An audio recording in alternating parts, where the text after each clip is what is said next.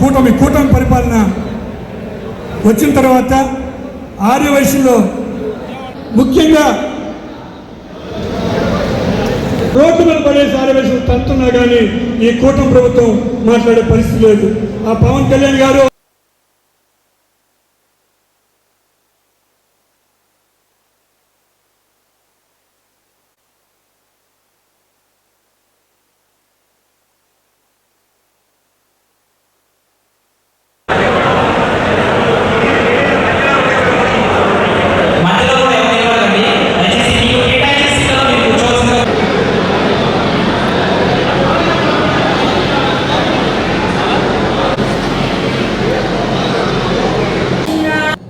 ఈరోజు ఉమ్మడి ప్రకాశం జిల్లా సంబంధించి ఆర్యవైశ్యులు వైఎస్ఆర్ కాంగ్రెస్ పార్టీ తరఫున ఆర్యవైశ్యులకి ఆత్మీయ సభ ఏర్పాటు చేయడం జరిగింది. అది ఒంగోలులోని వైఎస్ఆర్ కాంగ్రెస్ పార్టీ జిల్లా కార్యాలయంలో ఈరోజు ఏర్పాటు చేసుకున్నాం.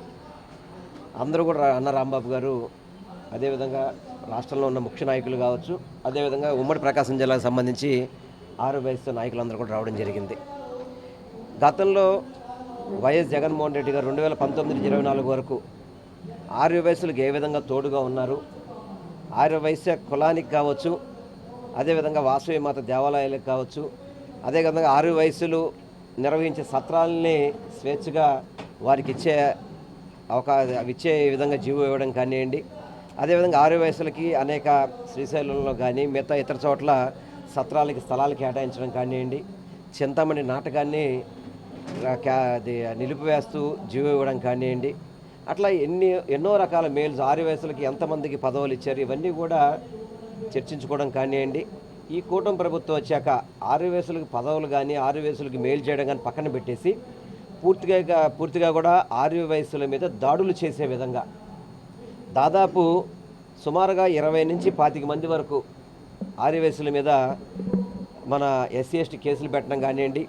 ఇదే జిల్లాకు సంబంధించి పొదిలి ఎవరైతే సతీష్ అని చెప్పని ఒక వ్యాపారస్తుడు ఉన్నాడో, ఆ వ్యాపారస్తుడిని స్థానిక SI ఏ విధంగా అతన్ని స్టేషన్ తీసుకెళ్ళి చితకబాది మా అబ్బాయిని ఎందుకు స్టేషన్ తీసుకెళ్లారని చెప్పని ప్రశ్నించిన తండ్రిని కూడా కొట్టి ఇబ్బంది పెడితే అతని మీద కనీసం SI మీద కేసు కట్టకుండా చర్యలు తీసుకోకుండా ఒక 10 రోజులు VRలో పెట్టి మళ్ళీ మార్కాపురానికి అతన్ని పోస్టింగ్ చేశారంటే ఆర్యవైశ్యులకి కొట్టినందుకు అతనికి ప్రమోషన్ ఇచ్చారన్నమాట అతనికి. అదేవిధంగా ఇది ఒక్కటే కాదు, చీరాల ఘటన కానీ, చీరాల్లో ఒక చిరు వ్యాపారి రోజువారీ వడ్డీలతో ఇబ్బంది పడుతూ తెలుగుదేశం పార్టీ నాయకులు కొంతమంది నన్ను వేధిస్తున్నారు, కాల్ మనీ పేరుతో వడ్డీలు బాగా వసూలు చేశారు అని చెప్పని అతను మరణ వాంగ్మూలం ఇచ్చినప్పటికీ కూడా ఈ రోజుకి కూడా అతను చెప్పిన పేర్ల మీద కేసులు పెట్టిన పరిస్థితి లేదు.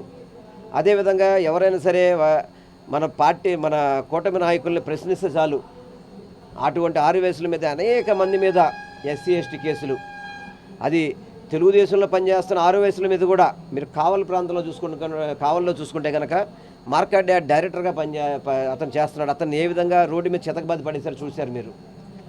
అట్లా దాడులు అనేది ఆర్యవైశ్యుల మీద భౌతిక దాడులు కావచ్చు, వ్యాపారస్తుల మీద అధికారుల దాడులు కావచ్చు, ప్రతి ఒక్కటి కూడా పెరిగిపోయిన పరిస్థితి. ఆర్యవైశ్యులు ఈరోజు స్వేచ్ఛగా వ్యాపారం చేయలేని పరిస్థితిలో ఈరోజు ఆర్యవైశ్యులు ఉన్నారు. ఈరోజు వాళ్ళందరికీ కూడా భద్రత కల్పించే విధంగా, వాళ్ళందరికీ భరోసా కల్పించే విధంగా మొన్న రాష్ట్ర వ్యాప్తంగా వైఎస్ఆర్ కాంగ్రెస్ పార్టీ కార్యాలయంలో మీటింగ్ ఏర్పాటు చేసుకుని ఈరోజు మొట్టమొదటిగా ఉమ్మడి ప్రకాశం జిల్లా నుంచి ప్రారంభించాం ఈరోజు ఈ మీటింగ్స్. ఆర్యవైశ్యులకి తోడుగా వైఎస్ఆర్ కాంగ్రెస్ పార్టీ ఉంటుంది, మీరు ఎవరికి భయపడాల్సిన పని లేదు అని చెప్పని ఒక మెసేజ్ ఇచ్చే విధంగా, వాళ్ళకి ధైర్యం చెప్పే విధంగా, వాళ్ళని ప్రోత్సహించే విధంగా కార్యక్రమాలు ఏర్పాటు చేస్తున్నాము. తప్పనిసరిగా ఏ ఆర్యవైశ్యుల మీద కానీ ఈ కూటమి ప్రభుత్వం దాడులు చేయాలంటే భయపడే విధంగా మేమందరం కూడా వాళ్ళకి తోడుగా ఉంటామని చెప్పని